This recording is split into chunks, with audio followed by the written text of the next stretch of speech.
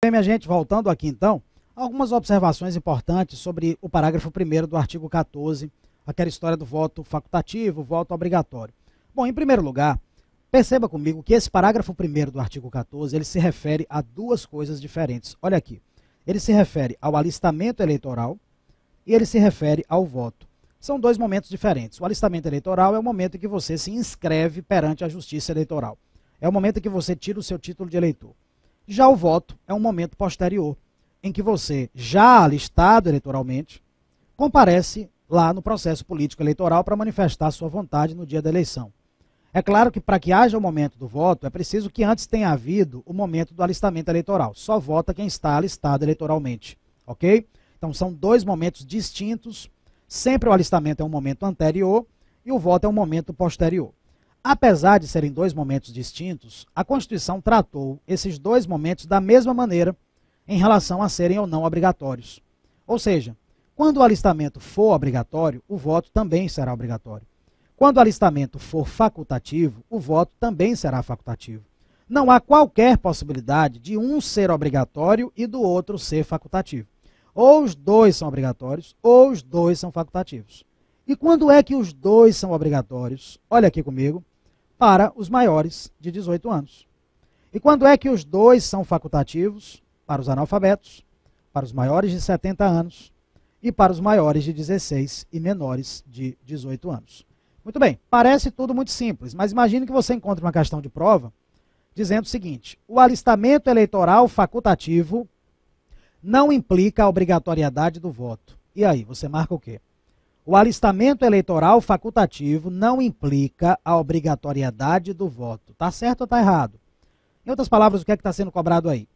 Nos casos em que o alistamento for facultativo, exemplo, maior de 16 e menor de 18, se esse alistamento for feito, o voto, ele se tornará obrigatório ou continuará sendo facultativo? A questão que eu mencionei, que foi uma questão de prova, ela está dizendo que o voto continuará sendo facultativo. O alistamento eleitoral facultativo não implica a obrigatoriedade do voto, ou seja, não torna o voto obrigatório. Gabarito verdadeiro. Meus amigos, muita gente acha que, não, já que se alistou, tem que votar. Nada disso.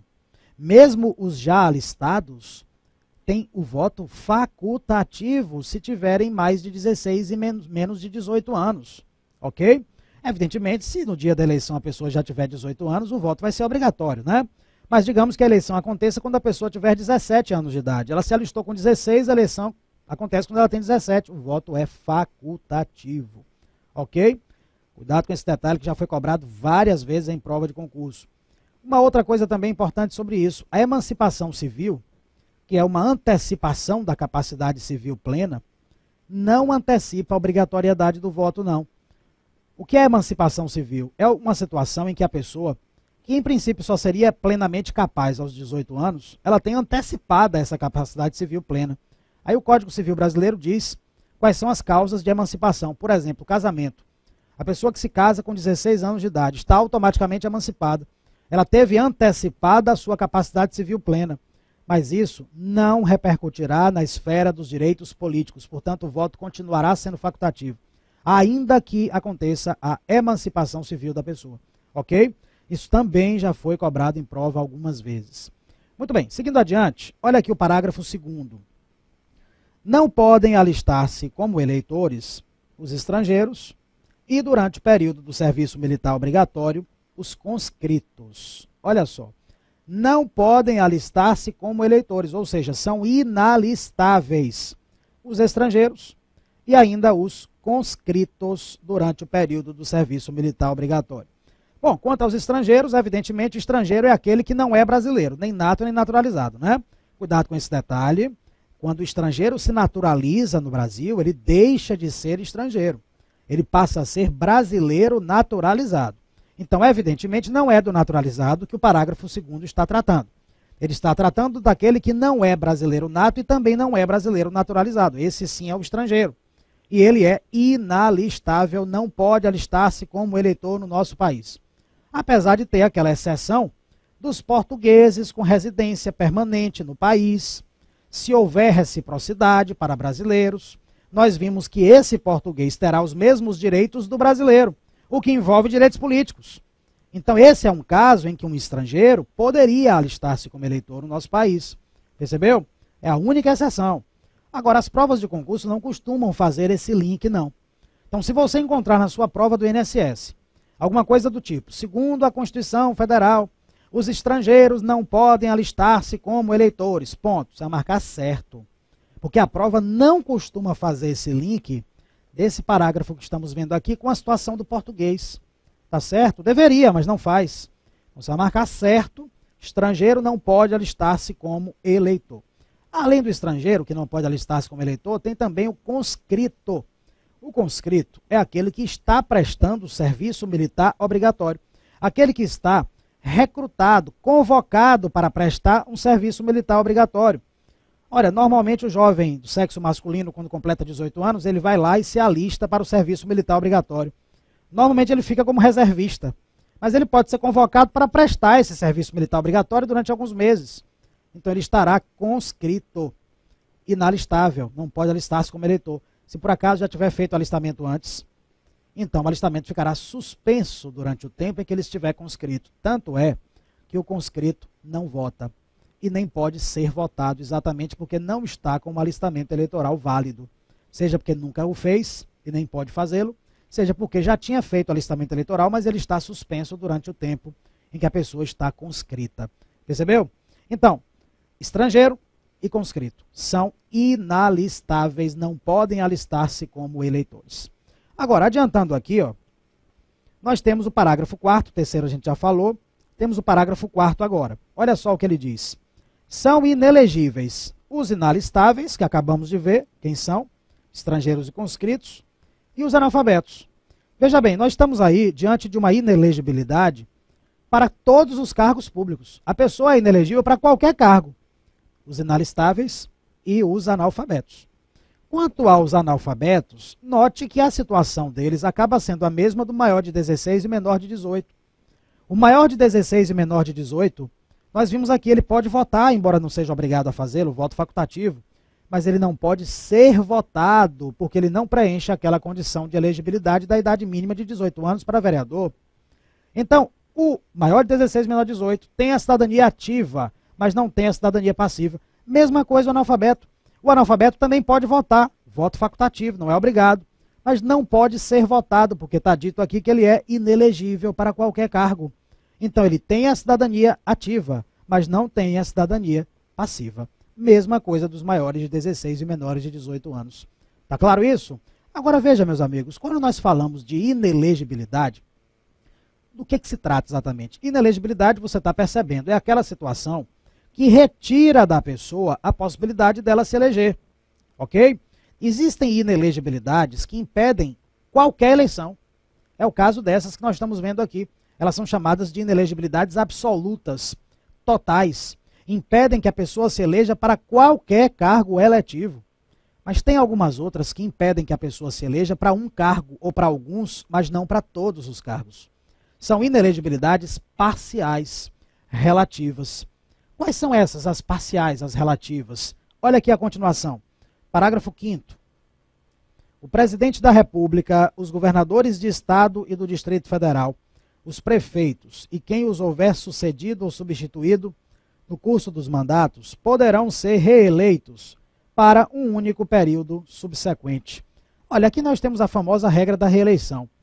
Você sabe que presidente da República, governador de Estado e prefeito podem ser reeleitos para o mesmo cargo para mais um mandato consecutivo. É isso? Ou seja, podem ser reeleitos uma vez só, consecutivamente. Não tem nenhuma novidade nisso. Todo mundo sabe que é assim. Você acompanha as eleições, esse ano de 2014 mesmo está acontecendo isso. A presidente da República está sendo candidata à reeleição para presidente da República. Um mandato consecutivo. Muito bem, por que isso aqui é uma inelegibilidade relativa? Vamos imaginar que aí no seu estado, o governador já esteja no segundo mandato. Não sei se é o caso. Suponhamos que seja o caso. O governador que esteja no segundo mandato, ele poderá se candidatar de novo a governador? Não, porque está dito aqui que só pode uma vez para mandato consecutivo. Agora, o governador que esteja no segundo mandato pode se candidatar a outro cargo? Por exemplo, senador ou deputado federal? Nada impede. Então veja que por conta desse parágrafo 5º, ele estará inelegível para o mesmo cargo, mas não para outros cargos. Inelegibilidade relativa, parcial.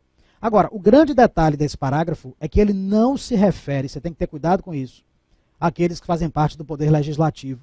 Ele não se refere aos deputados, senadores e vereadores. Esses aí podem ser candidatos consecutivamente quantas vezes quiserem. Não há limite de reeleição uma vez só. Percebeu? Existem deputados federais que acumulam consecutivamente 6, 7, 8 mandatos. Não tem problema algum. Porque não há limite de reeleição consecutiva para os integrantes do Poder Legislativo. O limite existe apenas para os chefes de poder executivo. Presidente, governadores e prefeitos. Ok? Muito bem. Seguindo aqui, nós temos o parágrafo 6º. Olha só. Para concorrerem a outros cargos, o presidente da República, os governadores de Estado e do Distrito Federal e os prefeitos devem renunciar aos respectivos mandatos até 6 meses antes do pleito. Veja só, para concorrerem a outros cargos. Presidente da República, governadores, tanto de Estado quanto do Distrito Federal, e prefeitos, devem renunciar aos respectivos mandatos até 6 meses antes do pleito. Então, o governador do Estado quer ser candidato a senador, que é um outro cargo. Ele precisa renunciar ao mandato de governador até 6 meses antes do pleito. O pleito é a eleição, tá certo?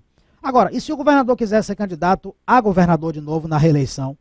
Não tem problema aí, nesse caso ele não vai precisar renunciar, não. Ele só precisa renunciar se ele for se candidatar a outro cargo, não ao mesmo cargo, ok? Isso vale também para presidente, também para prefeito, ou seja, mais uma vez os chefes de poder executivo. Mais uma vez também note que o parágrafo não se refere aos integrantes de poder legislativo. Deputados, senadores e vereadores podem ser candidatos a qualquer coisa, sem precisarem renunciar aos seus mandatos. Ok? Cuidado com esse detalhe. Olha aqui a continuação. Temos o parágrafo 7º. Esse daqui traz uma inelegibilidade que vai atingir os parentes próximos do presidente da República, do governador de estado, ou território, ou ainda do Distrito Federal e do prefeito. Veja bem, os parentes próximos dos chefes de poder executivo. Lembre que o chefe de poder executivo comanda o dinheiro público. É ele que assina o cheque. É ele que comanda a máquina da administração pública. Portanto, seus parentes próximos serão inelegíveis dentro da área de atuação deles. Salvo, tem uma exceção, se esse parente próximo já for titular de mandato eletivo e estiver se candidatando à reeleição. Nesse caso vai poder. Ele não vai ser inelegível. Ok? É isso que está dito aqui no parágrafo 7º. Olha só. São inelegíveis no território de jurisdição do titular o cônjuge e os parentes consanguíneos ou afins até o 2º grau ou por adoção do presidente da República, de governador de estado ou território, do Distrito Federal, de prefeito ou de quem os haja substituído dentro dos 6 meses anteriores ao pleito, salvo se já titular de mandato eletivo e candidato à reeleição. Esse salvo aqui do final ó, é muito importante.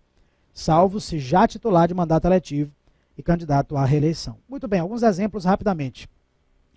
O filho do prefeito de um município, ele é inelegível para qualquer cargo no mesmo município, por exemplo, vereador. Salvo se ele já for vereador e estivesse candidatando à reeleição. Aí pode, aí ele não é inelegível. Ok? Para que isso? Para evitar que o prefeito, que é o seu pai, dê uma canetada e libere dinheiro, por exemplo, para a campanha do seu filho. Ou seja, use a máquina administrativa que está sob seu comando para beneficiar indevidamente na campanha do seu filho. É esse o objetivo da Constituição, dificultar isso. Agora, veja bem, esse filho do prefeito, ele poderia ser candidato a vereador em um outro município? Aí pode, não tem problema, porque ele está fora da área de atuação do seu pai. Tá certo? Da mesma maneira, esse filho do prefeito poderia ser candidato a governador do estado, do mesmo estado onde está situado o município? Não tem problema, pode sim, porque governador é um âmbito maior. Ele só não pode ser candidato no mesmo âmbito do pai prefeito, ou seja, no município. Para cargos em âmbito diferente, mais amplo, não tem problema, ok? O filho do governador do estado poderia ser candidato a deputado estadual pelo mesmo estado? Não, ele é inelegível, salvo se já for deputado estadual e candidato à reeleição. Aí tem a exceção do final, ok? O filho do governador do estado poderia ser candidato a deputado estadual em outro estado? Não tem problema, pode, porque está em outro âmbito de atuação. O filho do governador do estado poderia ser candidato a presidente da república? Pode sim, porque presidente é um âmbito maior, não tem problema. Agora, o filho do governador do estado poderia ser candidato a prefeito de algum município dentro do mesmo estado? Não. Não, porque está na área de influência do pai governador. Ainda que seja um cargo municipal, que é um âmbito menor, mas está na área de influência, então não pode. O filho do governador, ele não pode ser candidato a nada dentro do mesmo estado, inclusive cargos municipais, salvo na reeleição. Então atente bem para esse detalhe final aqui, que é a reeleição. E o detalhe, meus amigos, que é muito cobrado em prova e atrapalha sobre isso, é o seguinte: mais uma vez, o parágrafo 7º em momento algum se referiu aos deputados, senadores e vereadores. Então, na verdade, os parentes próximos que são atingidos por essa inelegibilidade são os parentes de quem? São os parentes do presidente, dos governadores e dos prefeitos. Esses é que são inelegíveis, com a exceção da reeleição. Agora, os parentes próximos de deputados, senadores e vereadores são elegíveis. No mesmo âmbito, não tem problema. E faz todo sentido isso. É que deputados, senadores e vereadores, em tese pelo menos, por mais que tentassem, não conseguiriam beneficiar ilicitamente na campanha dos seus parentes próximos, porque eles não comandam dinheiro público. Quem comanda dinheiro público é poder executivo, quem assina cheque é poder executivo. Por isso é que os parentes próximos dos chefes de poder executivo é que são atingidos por essa inelegibilidade. E o detalhe final sobre esse parágrafo 7º é que essa inelegibilidade aqui, ó, ela é apelidada de inelegibilidade reflexa. Por que reflexa? Porque ela atinge reflexamente por tabela os parentes próximos. Veja bem, o parente próximo do presidente não fez nada de errado, ele não praticou qualquer irregularidade. O erro dele foi ter nascido parente próximo do presidente. E esse foi o único erro e é a causa da inelegibilidade que vai atingi-lo por tabela, reflexamente. Por isso, inelegibilidade reflexa. Quando você se deparar numa questão de prova com essa expressão, já aconteceu várias vezes, inelegibilidade reflexa, associe logo, é aquela que atinge os parentes próximos do chefe de poder executivo, com a exceção da reeleição. Ok? Muito bem, vamos seguir adiante. Olha o parágrafo 8º. O militar alistável é elegível, atendidas as seguintes condições. E aí tem algumas regrinhas que valem para o militar que pretender se candidatar. Se contar menos de 10 anos de serviço, deverá afastar-se da atividade. Se contar mais de 10 anos de serviço, será agregado pela autoridade superior e, se eleito, passará automaticamente no ato da diplomação para a inatividade. Veja que funciona de um jeito se tiver menos de 10 anos de serviço e de outro jeito se o militar tiver mais de 10 anos de serviço. Se ele tiver menos de 10 anos de serviço, ele vai afastar-se da atividade. E o detalhe é que esse afastamento será definitivo, ele não volta mais, ok? Já se ele tiver mais de 10 anos de serviço, está dito aqui que ele será agregado pela autoridade superior, isso durante a campanha eleitoral. Ser agregado significa ser afastado temporariamente. Então ele vai ser afastado temporariamente pela autoridade superior. Então, se ele perder a eleição, ele volta normalmente para suas funções.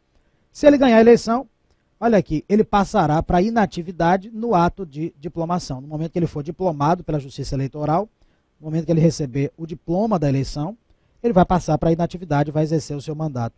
Então, atenção para esse prazo aí, mais de 10 anos, menos de 10 anos. Isso aí as provas de vez em quando trocam. Olha o parágrafo 9º agora. Lei complementar estabelecerá outros casos de inelegibilidade e os prazos de sua cessação, a fim de proteger a probidade administrativa, moralidade para exercício de mandato, considerada a vida pregressa do candidato, e a normalidade e legitimidade das eleições contra a influência do poder econômico ou o abuso do exercício de função, cargo ou emprego na administração direta ou indireta. Veja, pelo que está escrito aí no parágrafo 9º, nós percebemos o seguinte, que essas inelegibilidades todas que nós estamos estudando aí, essa lista é meramente exemplificativa. A lei complementar, ela pode muito bem criar outras situações de inelegibilidade. E já fez isso, inclusive. Teve uma lei complementar que criou novas situações de inelegibilidade e que ela é muito famosa, você já ouviu falar. É a lei da ficha limpa. É a lei complementar 135 de 2010, lei da ficha limpa. O que foi que ela fez? Ela criou inelegibilidades e ela criou essas inelegibilidades para quem não tem ficha limpa para proteger o que exatamente? Qual o bem jurídico protegido pela lei da ficha limpa? É exatamente o que está escrito aqui. Olha só. A fim de proteger a probidade administrativa, a moralidade para exercício de mandato. Foi esse o bem jurídico protegido pela lei da ficha limpa, a decência, a moralidade, a honestidade. Agora, para proteger a decência, a moralidade, a probidade, a honestidade, a lei da ficha limpa considerou o que exatamente? Considerou qual fator? Olha aqui a continuação. Considerada vida pregressa do candidato, ou seja, a vida anterior do candidato. O que a lei da ficha limpa fez foi determinar que aquele que ao longo da sua vida pregressa não revelou um comportamento condizente com aquilo que se espera de quem vai exercer mandato, ele não vai poder se eleger, ele vai ficar inelegível. Então, é exatamente o que está escrito aqui, que aconteceu com a famosa lei da ficha limpa, ok? Olha aqui o parágrafo 10º e o parágrafo 11, os dois se referem à mesma coisa, que é uma ação judicial chamada de ação de impugnação de mandato. Veja só, o mandato que for conquistado indevidamente, a partir de fraude, a partir de corrupção, a partir de abuso do poder econômico, ou seja, com alguma irregularidade, esse mandato poderá ser impugnado ante a Justiça Eleitoral através dessa ação. Agora, veja bem, tem um prazo para entrar com essa ação. O prazo é de 15 dias, contados da diplomação. A partir do momento que o eleito é diplomado pela Justiça Eleitoral, normalmente isso acontece alguns dias antes da posse, a diplomação, ela é uma cerimônia, na verdade, pela qual o eleito recebe da Justiça Eleitoral o diploma da eleição, que é um certificado oficial do resultado, digamos assim. Pois a partir desse momento da diplomação, normalmente alguns dias antes da posse, conta-se o prazo de 15 dias para a ação de impugnação de mandato. Agora, o autor da ação de impugnação de mandato, evidentemente, tem que provar o que está sendo alegado. Então, você entrou com a ação de impugnação de mandato alegando que houve fraude. Você tem que provar a fraude. Se ficar constatado que você inventou um bocado de coisa, está tudo mentira, não tem prova de nada. Ficar constatado, então, que você entrou de má fé, sabendo que não tinha razão, você vai responder por essa má fé. E aí a lei é que vai dizer de que maneira, não interessa para nós, mas você certamente vai ser punido por ter entrado com uma ação sabendo que você não tinha razão. E o detalhe final sobre essa ação de impugnação de mandato é que ela tramita em segredo de justiça. Exatamente porque pode ser tudo mentira. Então, se você expõe a situação a público, muitas vezes isso vai gerar um constrangimento, um prejuízo à reputação das pessoas envolvidas, e ao final vai se perceber que era tudo mentira, só que o prejuízo às vezes é irreversível. Então, por precaução, diz a Constituição, segredo de justiça. Ninguém tem acesso, só no dia que sair o resultado. Tá certo? É o que está aqui, ó. Olha só o parágrafo 10º. O mandato eletivo poderá ser impugnado ante a Justiça Eleitoral no prazo de 15 dias, contados da diplomação, instruída a ação com provas de abuso do poder econômico, corrupção ou fraude. Parágrafo 11. A ação de impugnação de mandato tramitará em segredo de justiça, respondendo o autor na forma da lei, se temerária ou de manifesta má-fé. Então, houve má-fé, o autor vai responder por essa má-fé na forma da lei. Ok? Muito bem, temos aí na frente o artigo 15, que traz as hipóteses de perda dos direitos políticos ou então de suspensão dos direitos políticos. Agora, ele já começa vedando a cassação de direitos políticos. E por que cassação de direitos políticos é vedada? Porque é um ato típico de ditaduras. Na ditadura brasileira de 64 a 85 aconteceu muito. É o Estado simplesmente subtrair os seus direitos políticos para evitar que você atue na vida política criticando o governo. Quando você é opositor, quando você critica o governo, o Estado caça seus direitos políticos simplesmente para reprimir a sua atuação política. Esse é um instrumento, portanto, de autoritarismo estatal. Por isso que ele só existe nas ditaduras. Como nós não estamos em ditadura, estamos em democracia, por isso a Constituição teve o cuidado de vedar a cassação de direitos políticos e não há exceção, ok? Agora, veja bem, o que é possível é a perda dos direitos políticos, ou então a suspensão dos direitos políticos, que são diferentes de cassação. perda e suspensão são sempre motivadas. Então não são atos de autoritarismo estatal, não são atos de repressão política. Existem causas consideradas pela Constituição como graves e que justificam a suspensão dos direitos políticos ou a perda dos direitos políticos. E qual é exatamente, nós vamos ver aqui daqui a pouco as causas, mas qual é exatamente a diferença entre suspensão e perda? É que a suspensão, ela é sempre transitória. Ela se dá diante de uma determinada situação transitória. Quando esta situação transitória cessa, automaticamente os direitos políticos se restabelecem, ok? Já a perda não, a perda em princípio tem um caráter definitivo, não tem prazo para isso. Embora a perda também possa ser revertida em algumas situações, mas em princípio ela não tem prazo, então não há o caráter de transitoriedade, tá certo? Agora, ainda antes de eu mostrar para você aqui as causas de perda ou de suspensão dos direitos políticos, uma observação que me parece importante também. Eu acabei de dizer para você, mostrando o início do artigo 15, que é vedada a cassação de direitos políticos. E eu disse, sem exceção. Mas, meus amigos, existe uma outra coisa que às vezes as pessoas confundem com isso aqui. A nossa Constituição, em outros momentos, ela permite a cassação de mandato. Só que isso não tem nada a ver com cassação de direitos políticos. Um deputado federal, por exemplo, ele pode ter o seu mandato cassado. Só que, ainda que isso ocorra, não significa que os direitos políticos deste deputado estejam sendo cassados. Não. O mandato está sendo cassado. Percebeu a diferença? Então, cassação de mandato é possível. Cassação de direitos políticos, nunca em uma democracia. Só em ditaduras. Agora, e as hipóteses de perda e de suspensão dos direitos políticos? Quais são? Olha aqui comigo o artigo 15. É vedada a cassação de direitos políticos cuja perda ou suspensão só se dará nos casos de... Aí nós temos 5 incisos nesse artigo 15. Eu vou colocar do lado aqui, ó, do inciso 1º, eu vou colocar o P de perda. E também do lado do inciso 4º, o P de perda. No 2º e no 3º, vou colocar o S de suspensão. E também no inciso 5º, o S de suspensão. Essa é a divisão. 1º e 4º trazem situações de perda dos direitos políticos. 2º, 3º e 5º trazem situações de suspensão dos direitos políticos. Ok? E nós vamos perceber claramente que nas duas hipóteses de perda não há o caráter de transitoriedade. Nas 3 hipóteses de suspensão, ao contrário, há o caráter de transitoriedade.